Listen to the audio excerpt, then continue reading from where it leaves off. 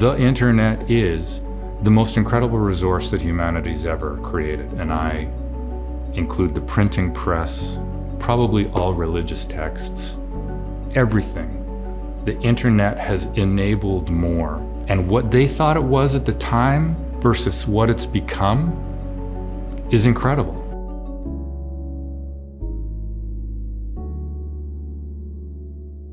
I've been interested in computer networking for as long as I can remember, and also as interested in naming in computing systems. And I found that there were a number of other networks that were growing and thriving in Canada and around the world for that matter. I saw that the individuals on these different networks could communicate with each other on the same network, but not very well with somebody on a different network. So a physicist at UBC could communicate with a physicist at CERN more easily than the physicist at UBC could communicate with a computer scientist at UBC. But I recognized that one of the issues would be to try to come up with a common naming scheme. And I saw the internet naming scheme called the domain name system be created. And I thought that this was a good possible base for us in Canada to try to bring together these users of these different networks. So I looked into what was possible, and it turned out that in those early days, it was fairly straightforward to go to the Internet Assigned Numbers Authority and ask for authority and responsibility for a new top-level domain. And that's what I did. .ca was originally founded by a man named John Demco. John and a few other volunteers created and ran the .ca for more than a decade before the internet really started to commercialize and take off. I can speak initially to how we used to register a domain. You sent an email to John Demco and you said, hey, it was a form he'd kind of produced just in text, and you filled out this form in an email and sent it to him, and he'd go through it, and it was often a week backlog he was dealing with, and he'd send it back with any mistakes you made, and then you'd have to resubmit, or he'd send it back and say, okay, your domain's registered. But it was all by email, it was all low tech. Those were the early days of the internet. Very, very few people really understood what the internet was and its potential. There was an American-based organization that was created at the time called ICANN. Its role was to set up this internet network. Everybody was using the .com as the mean of communication. We thought early in the days that somebody should worry about who's going to use the .ca, and we sure as hell didn't want California to take it. We needed CIRA because .ca was an important resource, and Canadians were getting online more and more. John was just so far backed up. I mean, at one point he was working 8 hours a day on this side hustle of his no one really realized. At that point, John realized that in order to do justice to the .ca, a new structure was going to have to be created to operate it.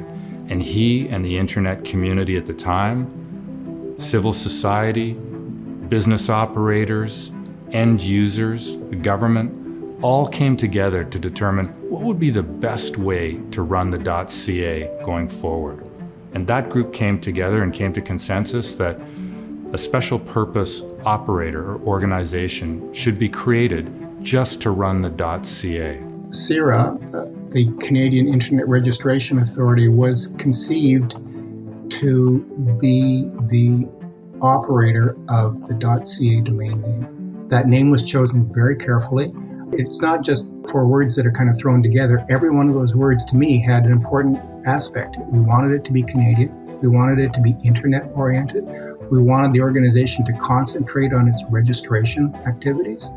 And we wanted it to be perceived as authoritative. One of the first things we realized as we were going through the process of creating it was that .ca is really a public trust. I mean, it's an asset of Canadians. The Canadians should control it, should be uniquely Canadian. With this public trust, we were trying to take care of and move forward in a way that wouldn't be government controlled. It would be controlled by the people that actually were members of the nonprofit, which are the domain name holders. So Canadians actually control CIRA and vote on who the board should be every year and what the policies are.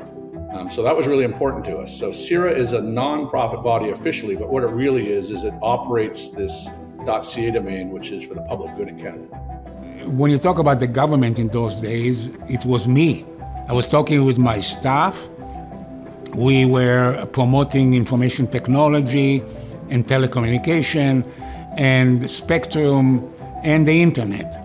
We wanted to make sure that the private sector will have a free hand in this because it was a private sector kind of an activity, but it was very light government involvement in this business by design. You don't, trust me, I've been a bureaucrat for many, many years. You do not want government involved in things like this, particularly startup organization. We're not exactly agile. We put aside our egos and really rolled up our sleeves for that first year and worked together as a unit to say, what should this look like? What are the policies? What should the board look like? We wrote the bylaws. So we wanted to move fast, and we decided that a comfort letter would do the trick. A comfort letter it's a non-legal paper, but it makes you comfortable that you're interested, but we have to do the due diligence later on.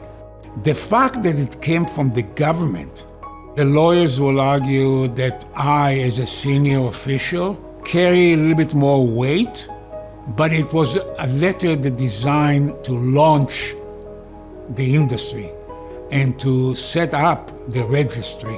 The Binder letter includes a number of potential guiding principles that CIRA should operate by. And even though it was written back in 1999, to this day, I and others in the space refer to that letter to reference it for guidance. How was the internet community thinking about .ca at the time? And it was incredibly prescient. The nice thing about the letter was not that I wrote it, it's the fact that the industry, everybody, all the players, agreed with it. I didn't sign it until there was a consensus. So everybody who was a player at the time agreed with the concept and agreed with the terms.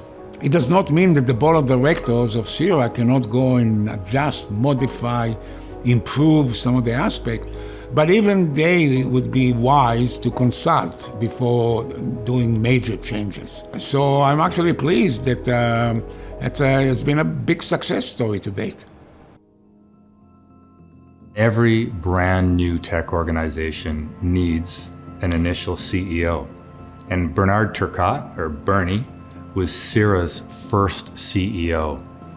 When we appointed Bernie Turcotte the CEO, he really was tasked with building the databases, building the systems, getting the registrar signed up. We launched into the creation of this with about 6 contractors and myself, and over the period of 6 to 8 months from scratch, developed the CIRA platform. We needed a business plan, we needed staff, we needed office space. We had all of these ordinary things that needed to be done, and we also needed to create the new registry, but do it in such a way that there be a smooth transition from the initial registry to the new one. So you probably heard the analogy of changing the engine on an airplane while it's flying. Well, this was sort of like that, except it was more like transferring the passengers from a Cessna to a 737 while they're both flying. Incredibly enough, for this kind of a small team, we actually launched and had very few problems, which is impressive considering we didn't even have the official platforms on which we would be running the application when we were developing it. Everything was going on at the same time, so it's almost like building the bridge as you're going across the river. And then we started getting ready for the sunrise. The sunrise is basically when you open a registry for the first time, there is a gold rush, if you will, mentality of people trying to get the hot domains, right?